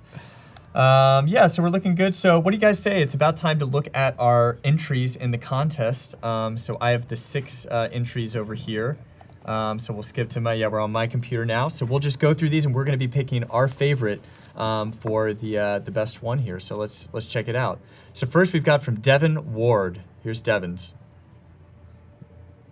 There it goes. It's kind of, whoa. It teleported. What? Space. Oh, that's a good Nice shot. That's a transition. good shot. I've Nice seen Kobe make that transition. shot Points before. for originality. Yeah, that was a great. really Yeah, that that was was a nice great. one. I want to watch that one again. So it goes up. It's like starting to glow. It basically It warps. warps and teleports through the through the that's hoop. great. That's a good one, Devin. Nice job. Nice job. Yeah. Is your audio on? Oh, sorry. Let me Oh, see. they have audio? That one, but some might. It should be. Oh, for this one, maybe let me try if. Yeah, it looks like audio should be on. That So. one doesn't, but some of them might. Okay, so some of them might. Okay, it's on, so we'll see if that works. All right, we can just make our own sound effects. We got MK here, so if we need that. All right, so here's Paul's. Okay, Paul. Okay.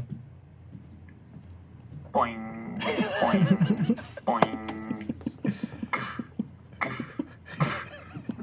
Oh. I'm glad we made sure the audio was on. Yeah. Very meta. Very. Yeah. He is using After Effects. He is. Good to use of null to put the there. ball in. Yeah, that's impressive. Very good job, Paul. Paul's showing us some creativity there as well. So we've got a teleporting ball. We've got an After Effects meta. Looking at the kind of the Bugs Bunny, the eraser, and pencil behind the You've got scenes. doing competition things. with Yeah, your sound you do effects have these competition. days. Yeah. This is okay. Here's Axel. Score. Oh, a little like spinning animation there when it goes just in. Scoring multiples. Yeah. So over 7 times. How many points is that? Let's Yeah. count. Yeah, So that's wow. 2, 4, 6. All right, so 6 points. Six That's points. So that's the most points. The most points for for that sure. one is for Axel. So good job good. there. Adobe Good job, Live Axel. also added to the hoop as well, which I like. Here's Claire. What has Claire done? Bounces in. Whoa, Hits whoa. Whoa. Hits the ceiling. It's The ball has a life of its own. okay. Was it crying? Did at it cry at the end? I think it let's see, cried. we gotta need to watch this one again. Okay, bouncing around. And that last frame, it And cries, tears. and I think it Single was tear. laughing at it or something like that. So, all right. It's a little mean, but Yeah, it's Might be a pelican's face. Yeah, right. Okay, Chris. Ooh, different color treatment. Big spin. Little squash and stretch there. I liked Yeah. that. That was nice. One shot. Nice. I like it. That. Whoops. Sorry, I missed. Made that go off. Let's see. Watch that again. I apologize. There it goes. Bounce. There's some nice stretchiness to. Look at that when it bounces up. We got that. Goes through. Bounces off. One shot. Nice, Chris. And this might be the last one, I think, from Julia. Let's see. It's climbing up the wall. It's thinking about it. It's like a caterpillar here. Whoa. Whoa. There it goes. Oh, Oh, that's okay. one way. Just use Okay. the frame to get there. Yeah, Yeah. getting there. So we have there. Everyone was very creative in the way they did things. Isaac and Dusty, what do you think? And what were some of your favorites? They were all lacking one crucial thing, but True. Good point. There were no Trailblazers no references. logo. Nobody wanted to yeah. win no Isaac's vote. references, Yeah, that's, so- Yeah. I mean, But it's even now. the one so with the sound effects is pretty good. Let's watch this one again. This is Paul yeah, Van the point Summeren. was pretty good. Boing, boing, boing.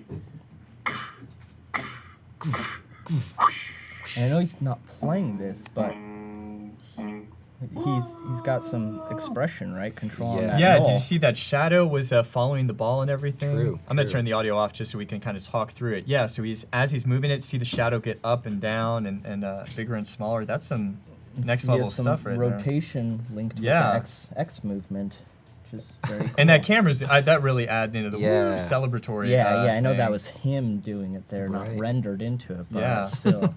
Points so for creativity. I'm that one or the red backboard one. You liked this one as well?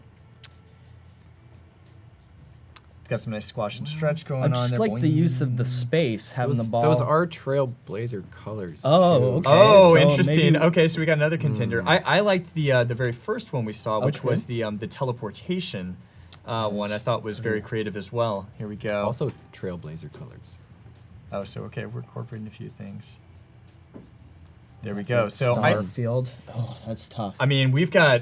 I mean, all of these are great. All the other ones as well. Those are the ones that stood out to me. I agree. So, I'm hard pressed to find they're all so good. I'm gonna say my favorite is the pink one. Okay, your favorite? What do you think? Where are you at? I think so too. Oh. I do. The I have to give credit to where And for it is and for due. adding So, sound effects. The sound effects and the drop shadow and Yeah. yeah.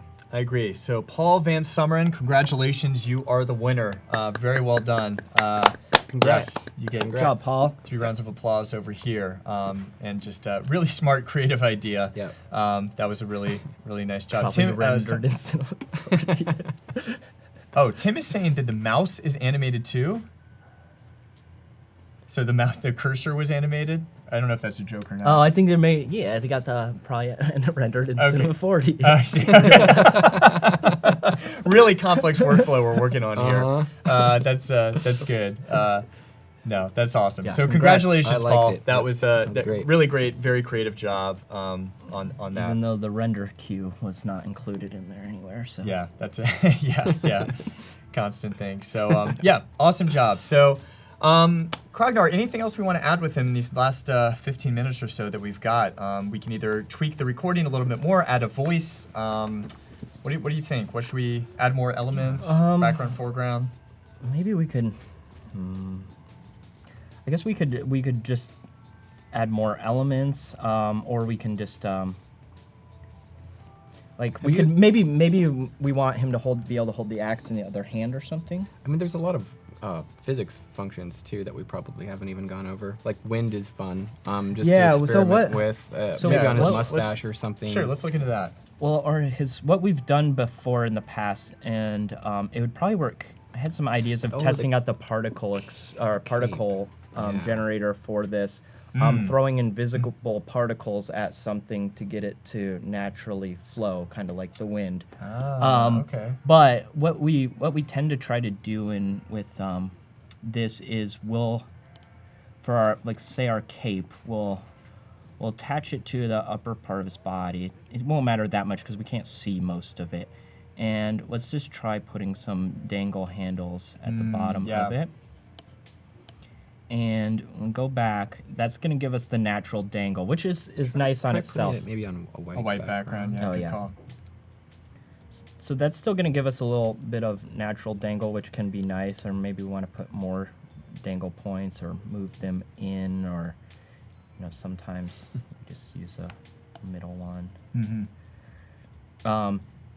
And so that can give us some bob, but sometimes we like to have it just moving on its own, automating processes again. And this is going to mess with our mustache and whatnot as well. But It's a windy day. I mean, I will. What I try to do is the wind. The wind is a little weird. It just kind of just does its thing and goes in one direction. Yeah. But you do have the variation, but the variation can get a little wild too. And so I kind of like this. That poor ferret, though. He's in what that happens if sack. he's out? That's, Oh, yeah. geez, he is Yeah. in for it, right? That's Poor guy.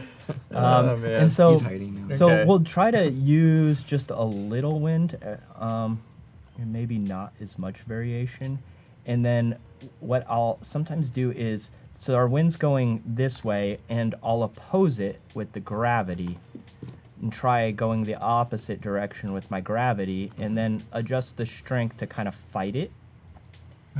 Okay, that's an interesting technique. And yeah, and then just keep going with the adjusting those settings until you get something you like. But that just gives it some wiggle life that is if he's always standing in the wind and blowing, just like his mustache is doing it. Bill Carberry says, how long would it take to make a Krognar MP4 and post it? Plus a Puppet download link on YouTube. Are you talking about? I want You're talking about the song? Yeah. Are you talking about? We don't have what are any, you talking about? We have no affiliation. Are you talking with about that the download amazing of the artist. puppet himself, or? Yeah. I'm So not the sure. download is already. So if you Yeah. are asking about the download, it's already out there. Right. Zookeeper.com, and we will also have it on Adobe's site. Actually, if you go to the Start panel right now, and click on Red Monster there, I think he will show up here as well. People got a quick 1 second glance of your email, so that's fine.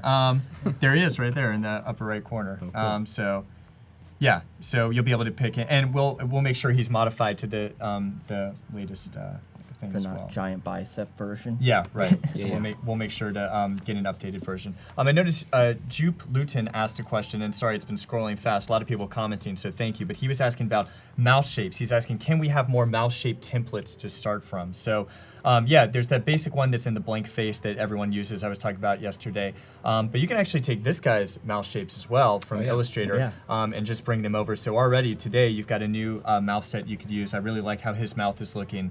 So that's one option from any other characters. But yeah, we would love to have more mouth shapes as well, more options for you to do. So I always look at the different characters that are templates and use them as kind of a starting point for that. So like if I'm making a monster character, maybe I want this character, but I'll kind of change his teeth to be fangs instead of more rounded teeth, or change the tongue to be blue, or it all depends on what kind of character you're creating. But I agree, in the future we'd love to give you a lot more of that stuff, different default eye packs, different default mouth packs. And I think the end goal, for Character Animator, we would love to have just a library of all this stuff available out there, and also for creators to potentially, be able to sell their stuff as well. So if you want a really awesome mouse set, being able to say, hey, here's, here you can sell that, somewhere and be able to do that. And we're seeing that already. Look Studios, those brothers in the UK, they are selling puppets and templates and characters, and they've got mouse sets. So I would say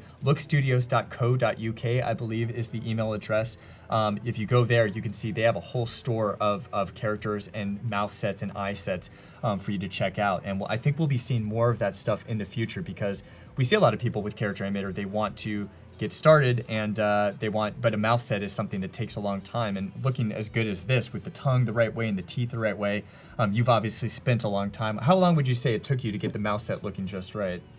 It probably, because I actually ended up taking reference photos of my own mouth. Sure. So, sure. I mean, it probably ended up taking like an hour and a half, maybe tops. Yeah, But we all saw the speed at which Isaac illustrated. Right. So an hour and a half for him is like 20 hours for the rest of mere mortals like us. But yeah. But then it's also, you're kind of not really, it's like this, you have to sort of make it look cartoony as well. Sure. You don't want to make it look too realistic, and you kind of have to adapt it to whatever character you're using. So that takes extra time as well.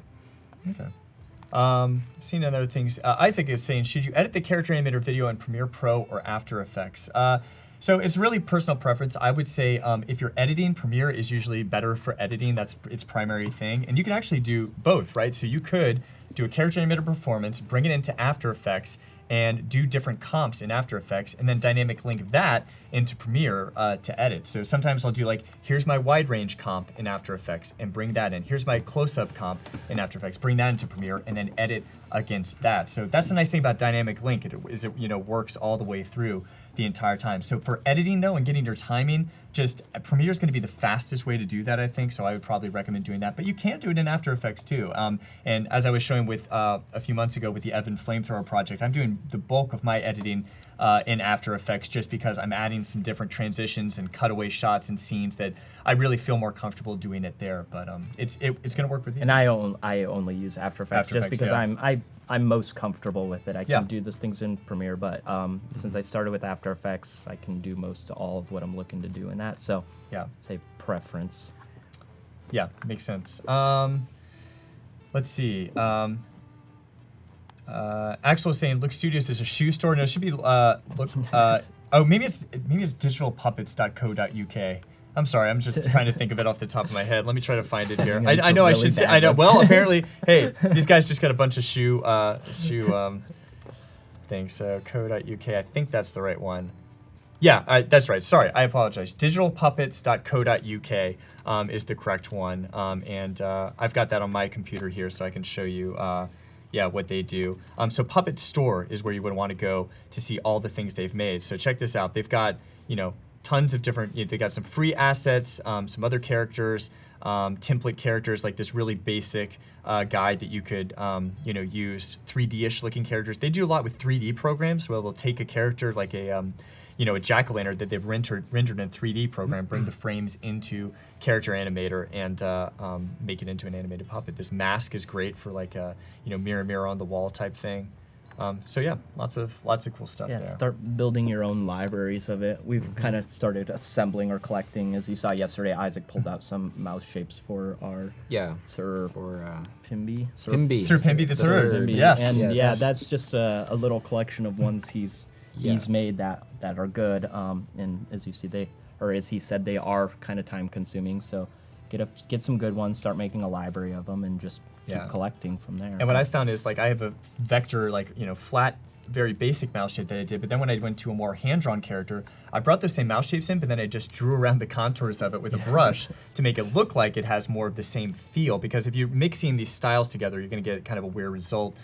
So you can, again, use the mouse as a starting point from another thing, and then modify it to meet your needs. I think that that works pretty well. Yeah, just find one that looks good, that has a good recording, and it definitely looks like it matches, and start drawing on that. Yeah. So we have about only 4 or 5 minutes left. So if there's any last minute questions you guys have, please ask them in the chat. We'll do our best to answer them. This is your best time to ask Isaac why he's such a big Trailblazers fan. Ask Dusty. He was telling me about grooming techniques to make sure that face tracker works as good as possible. The face tracker might have some issues if you have too much facial hair. At least it did in early versions. So I think it's gotten a little bit better. So if you're having tracking problems, make sure you just get a good shave. Any questions like that? We will be back tomorrow, actually, and Dave, who is the head of Zookeeper, is going to be here on, and we're going to be talking business, talking about how Character Animator has allowed them to expand their business. We touched on it a little bit today, but open up to new projects and be able to, tell clients, yes, we can make an animated piece and we can do it, pretty quick and get great results from it. So we'll be talking shop with Dave tomorrow, and he's sitting right here that you can't see, but he's back there tilting his hat at us there. And make sure to stay tuned. Coming up, we've got Duran Gleaves and Mark Edward Lewis are going to be talking about things with Audition, and they were here yesterday and did a great job, so they'll be talking a little bit more about that as well. A few last minute questions. Let's see. Oh, the most exciting app in the Creative Cloud, in my humble opinion, Brennan says, so thank you very much. We appreciate that. Some other questions. Let's see.